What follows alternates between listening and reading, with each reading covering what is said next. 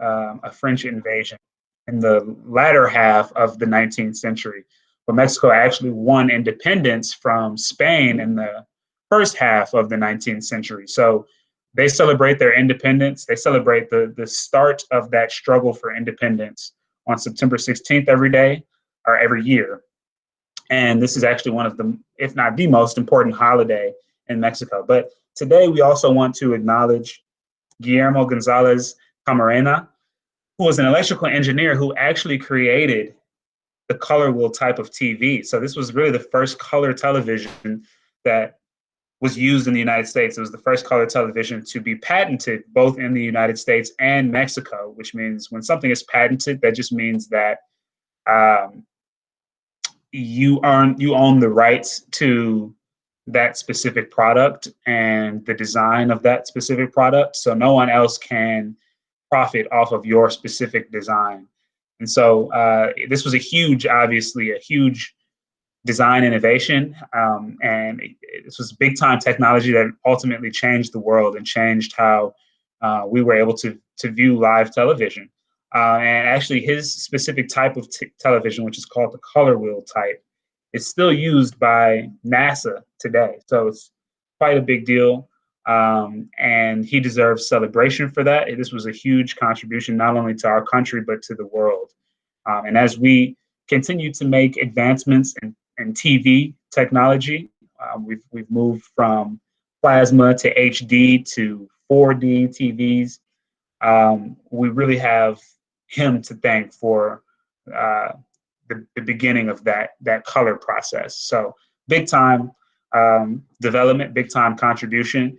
And if anyone is interested in electrical engineering, so anybody who's interested in creating game consoles or working on hardware rather than software, electrical engineering is a quickly growing field. There are always needs for all types of engineers, but specifically electrical engineers, especially as we begin to revamp our power grid. So many of you know that our power grid across the country currently runs primarily on fossil fuels, so on oil and gas that has to be extracted from the earth. And you probably also know that that's not good for our planet.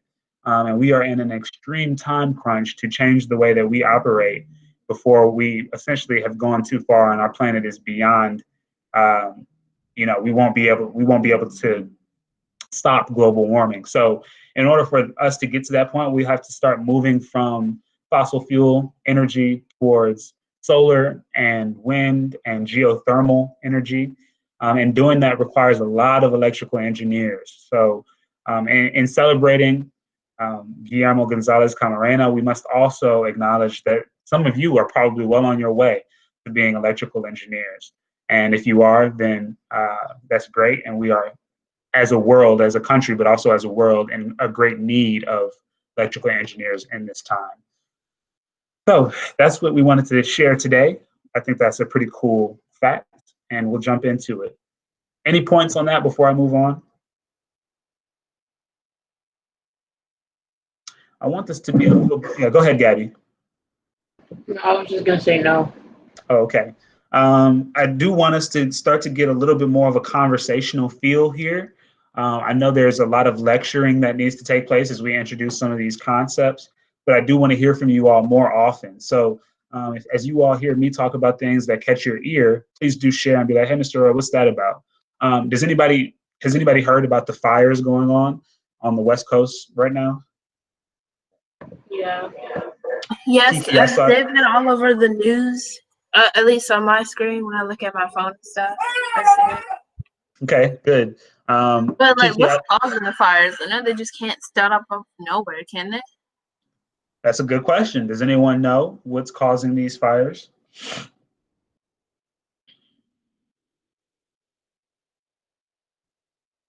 The dry season. Okay, good. Gabby's talking about a dry season. That's a big cause of it. What is a dry season, Gabby? A season that is dry. Good answer. Good answer. Okay, Castro, you took yourself off mute. I wanted to say like how people have like small parties and something may go wrong if they turn on like a fire or a firework. Good. may be caused by that Yeah. So on the climate. there's actually, I'm glad you brought that up, Castro. There's actually a story that's entered the news cycle about a gender reveal. So perhaps you've seen these gender reveals where people are finding out the gender of their baby by bursting a balloon, and these blue or pink powders Oh come gosh. out, and all these different, yeah. So someone I did a watched a gender reveal, video. but they what's that, Ayana? I said, one time me and my mom, we watched a video about it, and this guy, he shot a balloon with a shotgun or something, and he started a fire. Yeah. I don't know what So the details were, but he started a fire. He had to get locked up. yeah, so similarly to that, like I was saying, there's a news story that has entered the news cycle, and there was a couple that was doing a gender reveal, but they were using pyrotechnics. So they were using fireworks, like Castro said. And for whatever reason, they decided to light these fireworks in apparently 6 foot tall, dead and dry grass. So it started a fire, and this was one of the original sources of one of the fires that is currently burning across the West Coast. But the thing about this, like Gabby said, we're in the middle of a dry season, and so there are multiple fires burning at once. It's also an historically windy time on the West Coast right now. So the wind is blowing these fires across state from forest to forest. And it's also a historically hot time. The West Coast from California to Washington, and even New Mexico and Arizona continue, even though we're well into September at this point, they continue to set records for heat. So all of these things are contributing to ongoing fires that are blazing across the West Coast and have caused billions of dollars in property damage, have cost a dozen lives, but obviously have impacted quite a few families and many other lives in their wake. So this is something that I think has ultimately many connections. Regardless of if you're interested in science, we can think about the scientific reasons, the climate reasons that have contributed to this, but we can also think about the political reasons. And so people from both political parties, both of the major political parties, have essentially been fighting over what the cause of these fires have been. The Republicans on the right are saying that this is a result of mismanagement, that California's governor, who's a Democrat, has not managed his forests properly, and he has not been doing controlled burns, which would have prevented something like this from happening. And then you've got people on the left, the Democrats, saying that this is a result of climate change, and it's even further reason why we need to address climate change rapidly before we continue to have fires like this that are breaking out all the way from Los Angeles to Seattle. So there are political implications, there are economic implications, scientific implications. So there's a little bit of everything in a brief study of this major news story. So whatever you're interested in, I think you can find it there. And it's also worthy to note, again, during Hispanic Heritage Month, that the West Coast is home to very large Hispanic populations, not only from Mexico, but people from throughout Central and South America. And unfortunately, whenever there is a natural disaster, it disproportionately affects people of color and people who are living in poverty. So that applies directly to a population of Hispanic Americans who are living on the West Coast and who are being displaced from their homes at higher rates than most other populations. So it's something that we need to be thinking about, and that you all as students should be thinking about. Castro, did you have something? I was gonna ask, can the sun be like a possibility that maybe cause fire when The the sun is sun? too hot? Oh, the sun, you said? Yeah. Yeah, the sun can be, and so I'm glad you asked that. So, it may sound weird, but forest fires are pretty much they're a natural phenomenon. It's just unfortunate that because of all these different factors that are enhancing one another, what is a natural phenomenon has become a natural disaster. So yes, the sun does, we across forests on the West Coast, there are dead trees, there are dead leaves, there's foliage, there are bushes, and those can often catch fire because of the sun, because of the dry conditions. But because of all of these things contributing at once, the fire has become one of the largest in the history of California and in the history of Oregon and Washington. So it's a good thing. It's a good thing for you all to keep up with these stories. It doesn't directly affect you right now, but as you all get older and enter your careers and start to meet people from across the world, all of these stories will be hugely important in your future and in the future of our globe. So it's good to at least think about it. All right, that's my spiel for the day. We're gonna play a quiz.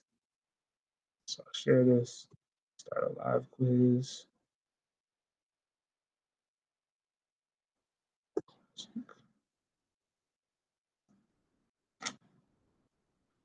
Okay, hold on.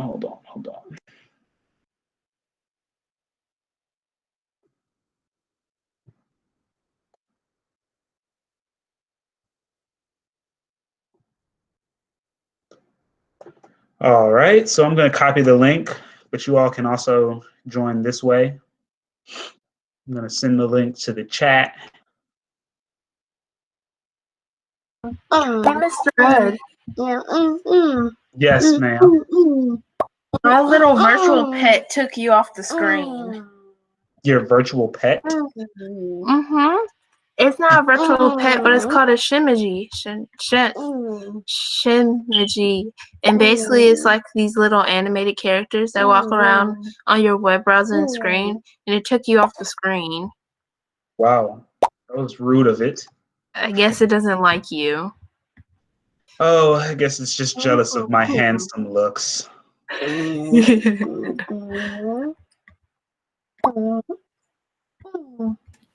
I can't see the code.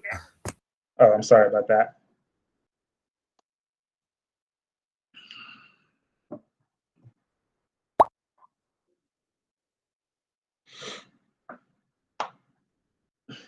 How many people are here? 12. Oh, Kiki, you must be listening to something good over there. What's the song? See, this is why it's good to have your camera on, folks, so we can engage one another. You know, I'm gonna buy some art from Gabby. I get to watch Kiki dance. The rest of you, I don't even know. I don't know what you look like. I've seen Castro a few times. I will say I've seen Amari. I know what you look like. Don't Saw forget Adrian. about me. I did see Ayana. Okay, so I've seen each of you, except for maybe I don't know if I've seen Brian or Dante. But you know, have you gotten haircuts? You got different hairstyles? What's your background? You know, what's going on? Sorry, but my anxiety can't help. My anxiety can't handle it. I start getting panic attacks. Okay, valid reason. What's the code? Are waiting. Sorry, 083236. I think we're waiting on a few more people.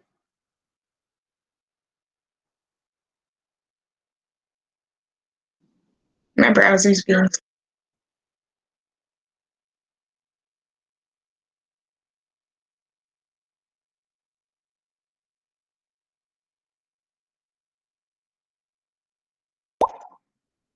Thank you, Dante. We got 2 more people who should be with us. I'm gonna wait 20 seconds.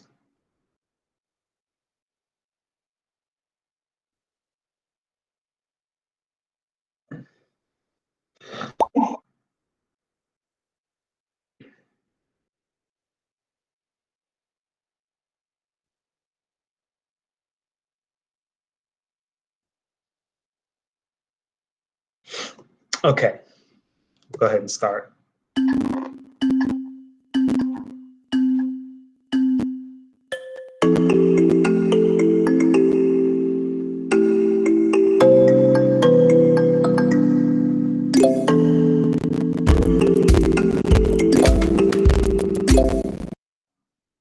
Sorry, it's not gonna work for me.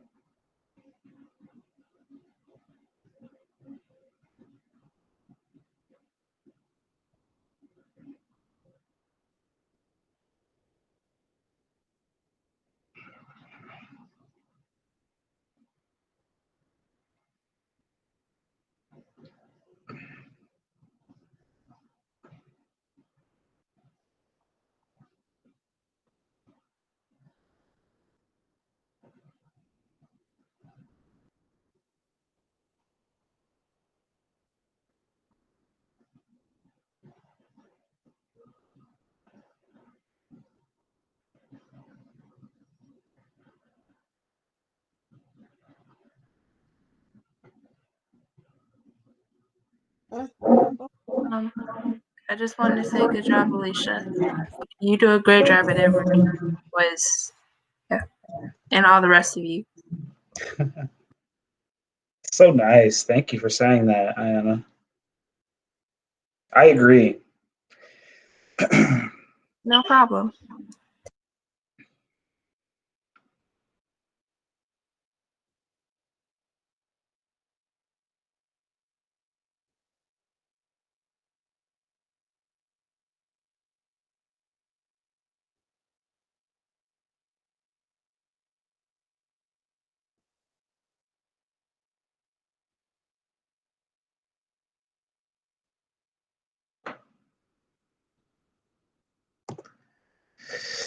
Okay, we're waiting for a couple people to finish up, but it's looking good so far, people. We do want to try to stay around that 80% accuracy, but I know this was somewhat of a tough quiz. It was new information that we just introduced yesterday, so understandable. I don't think we'll have time for the Kahoot, but I'll wait for these two people to finish up. And then We're taking a test today or something? No, ma'am. No.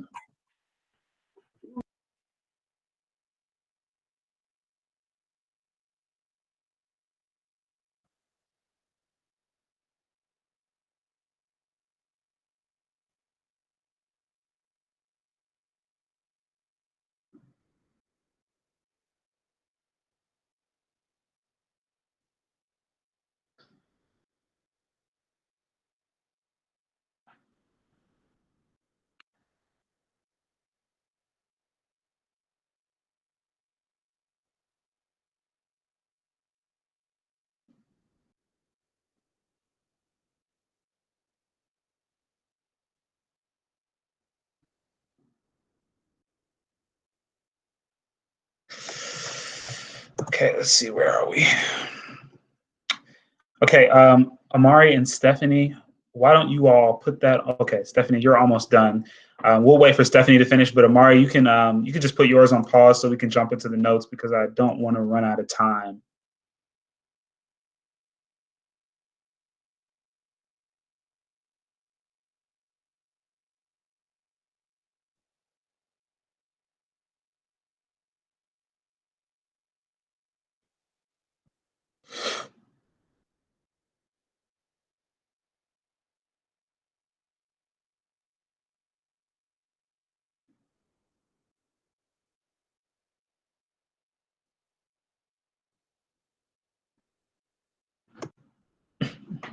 Okay, great.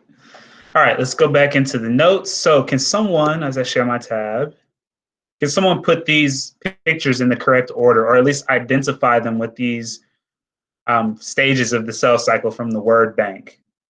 I know we ordered them yesterday, but can we actually identify what stage each picture is?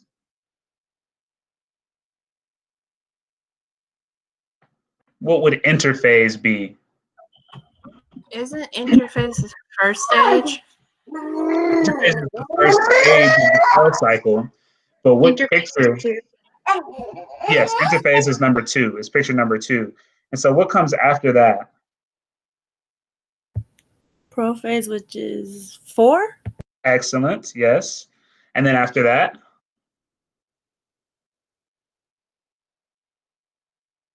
Meiosis? Thank you, Castro. We've got metaphase. Which picture would metaphase be? 3. Good. So metaphase is one of the easier stages to identify because you can always see the chromosomes lined up in the middle of the cell. That's what metaphase means. Then after that comes what? Anaphase? And which picture would that be? 1. Excellent. Ana meaning apart. So we can see in picture 1, the cell is being pulled apart. And then that leaves telophase, which would be our last picture over here. Telo means end, telo means end. So the last phase of mitosis, and the cell is being separated into 2 distinct cells. So good, we've got that under wraps. What is going on in this picture? So looks like a lot, but does anybody know? Yeah, cells coming to an egg. Thank you, Gabby. It's an That egg is. cell. It's a big egg cell. And as Gabby said, these are sperm cells. Oops, I'm sorry. I That know looks it's nasty. scary. I know, Isaiah. I know. We've got sperm cells that are entering the egg cell. So this is the process of fertilization. Only one of these sperm cells is actually going to be, well, if it's just one baby, then only one of these sperm cells will be successful in entering the egg. But does anybody know what could potentially happen if more than one gets into the egg? You get more than one baby? You end up with more than one baby. You get twins and potentially triplets or quadruplets or pentuplets. Of course, with each successive child, it becomes less and less likely. But that is one way of how you end up with identical twins or identical triplets. Okay. So we'll talk more about fertilization on Friday. But today we're talking about meiosis. So this is where we start our notes. I'm sorry I did not translate the slides today. So if anyone would like for me to translate the slides, you can just text me on the side or respond to a remind chat. But remember that we've got M phase, which takes place right after interphase. But M phase does not necessarily have to be mitosis. In some cases, it is meiosis.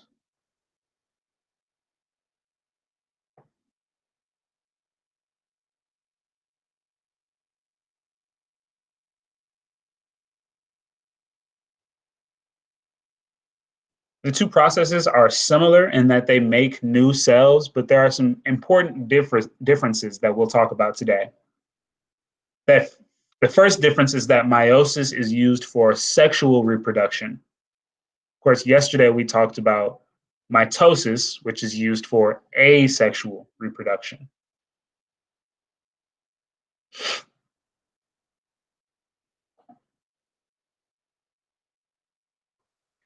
So meiosis is used to make our gametes, which are sex cells. It's used to make the sperm and the egg.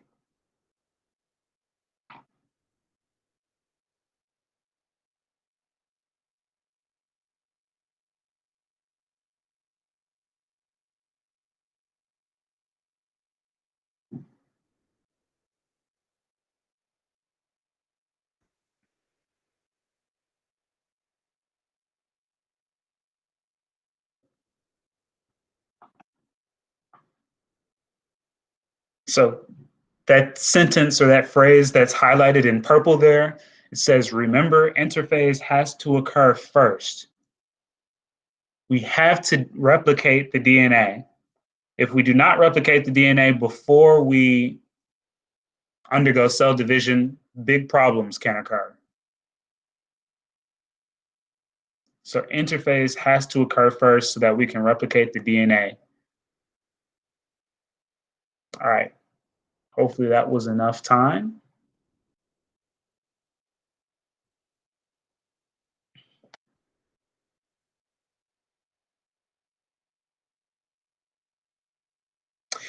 Another difference is that meiosis undergoes 2 rounds of cell division, whereas mitosis undergoes just that 1 round.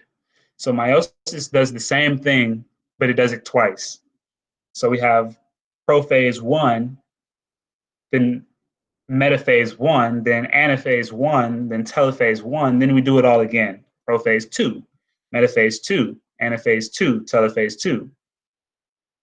And the end result of those 2 rounds of cell division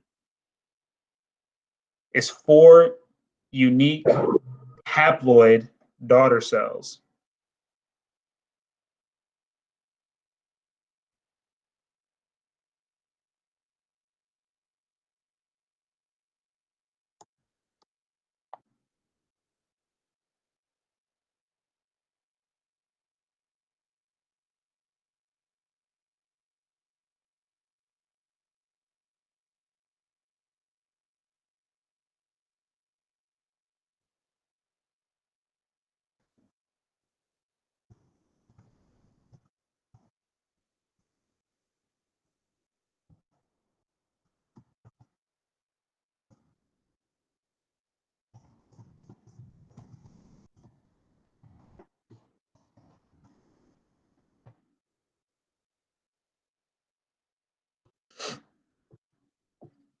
A haploid cell is a cell that just has one chromosome.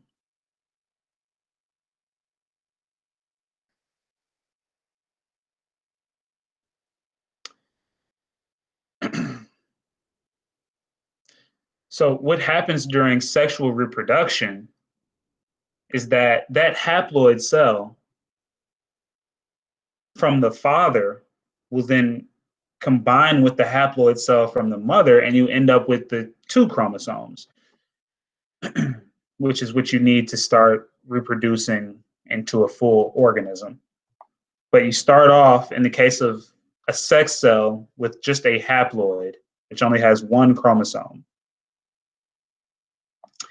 What we mean by this, a unique combination of maternal and paternal, is that each of us has our own haploid cells that are a combination of our parents' DNA.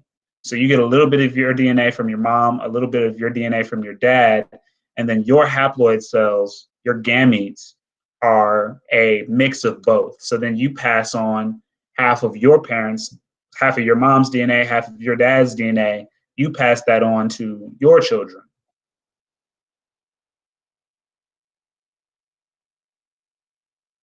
For those of you interested in medicine, this is why it's especially important to take a family history.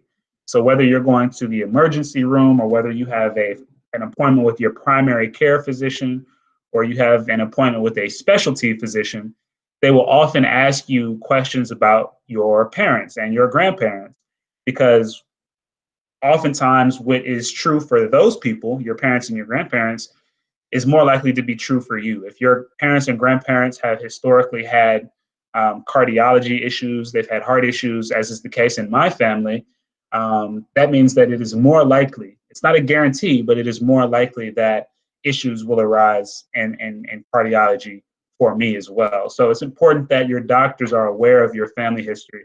Of course, some of us don't know. Some of us are adopted, or some of us don't have contact with our parents and grandparents. And so not having that information is not the worst thing, but it benefits your care providers to know that information, because genetics are important and you get half of your DNA from both of your parents.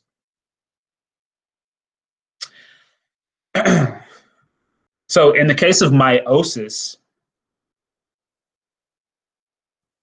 the daughter cells end up with half the number of chromosomes as the parent cells. And this is why we call them haploid cells. They have half the number of chromosomes. Say it with me. Haploid has half the number of chromosomes. Half the number of chromosomes. Thank you. I was wondering if someone would do it.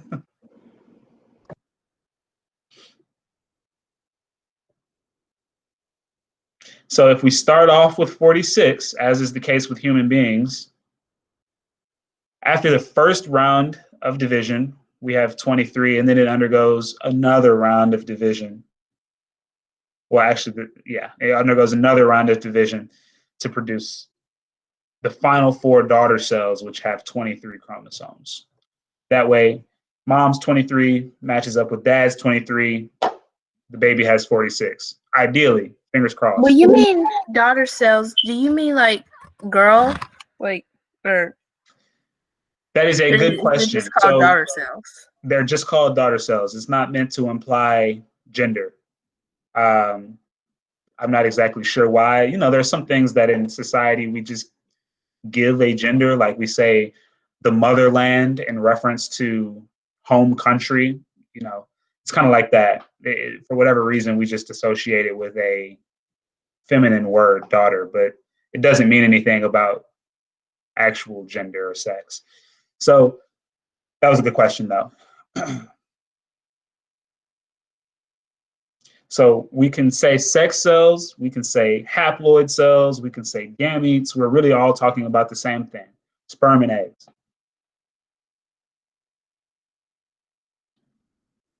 All right. So again, here's what we're seeing. Meiosis does each of those 4 steps, prophase, metaphase, anaphase, and telophase, 2 times. So you'll see it referred to as prophase 1 and then prophase 2, metaphase 1, metaphase 2. Of course, we do go in order still. So it's prophase 1, metaphase 1, anaphase 1, telophase 1, and then cytokinesis. Then prophase 1, metaphase 1, then prophase 2, metaphase 2, anaphase 2, telophase 2, cytokinesis again.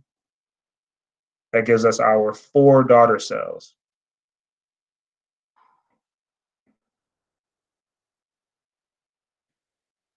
Again, I love that this image points out that the DNA replicates. You cannot undergo cell division before your cell replicates its DNA. Big problems can come if the cell does not properly replicate its DNA before it divides.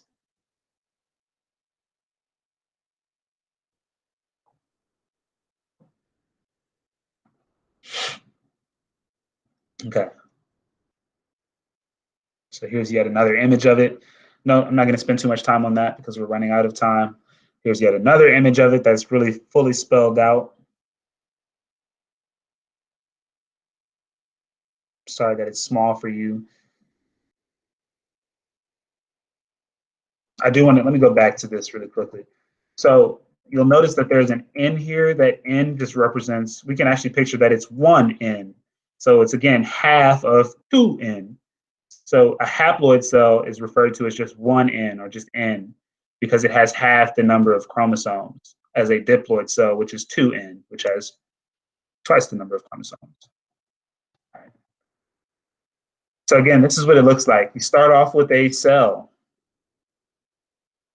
That cell replicates its DNA. It makes a copy of its DNA. So you have twice the number of chromosomes.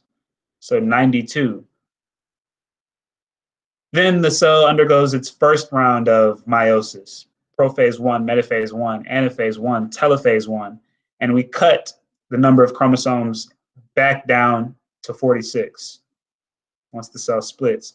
Then we undergo a second round of meiosis, prophase 1, prophase 2, metaphase 2, anaphase 2, and telophase 2, and we end up with 23 chromosomes this time.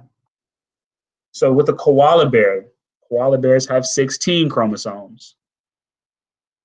What number should go in this circle after the cell has been replicated? 8. Nope, we don't want to cut it in half. We want to copy it. 32. 32, excellent. And then we want to cut it in half. So what should go in this circle?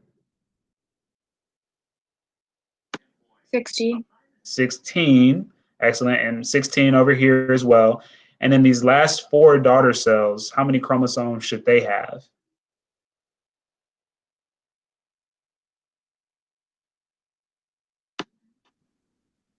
Now they have 8. Now they have 8, excellent.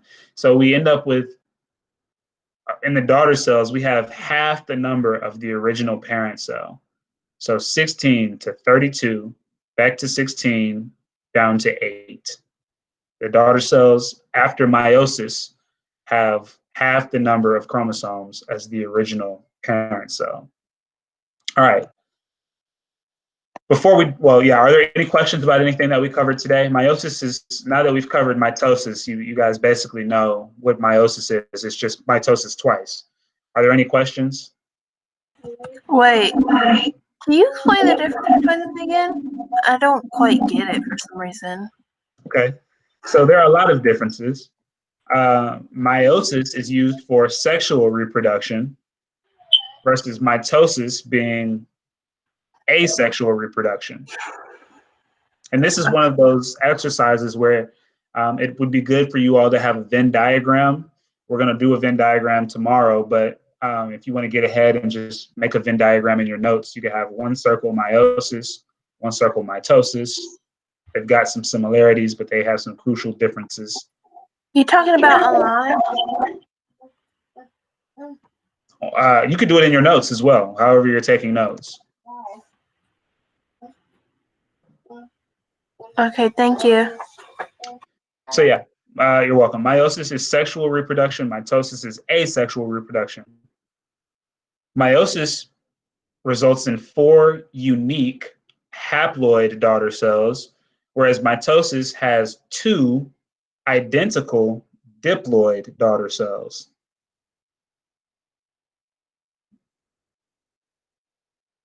And mitosis is used for somatic cells, whereas meiosis is used for gametes. So those are really the three biggest differences. In both cases, though, the similarity, interphase has to occur first.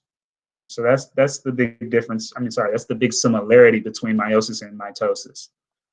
And of course, they are both used for cell division. I guess that's another similarity. So keep that in mind. I basically just filled out your Venn diagram for you, which we'll do tomorrow.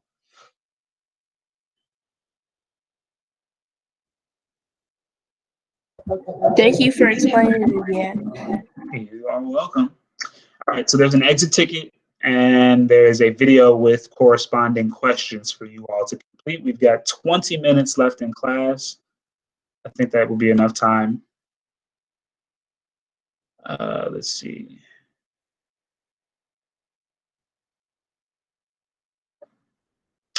And we're going to review that quizzes that we took tomorrow.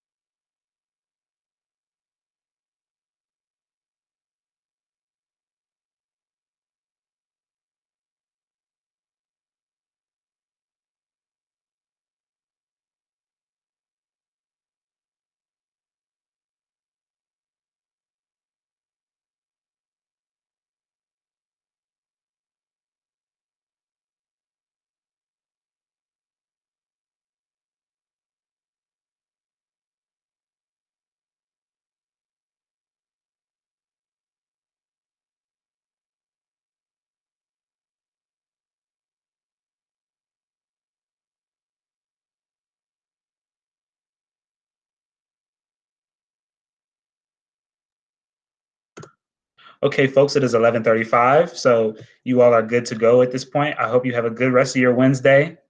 See you tomorrow. See you tomorrow. Bye. Right. Adios. Adios.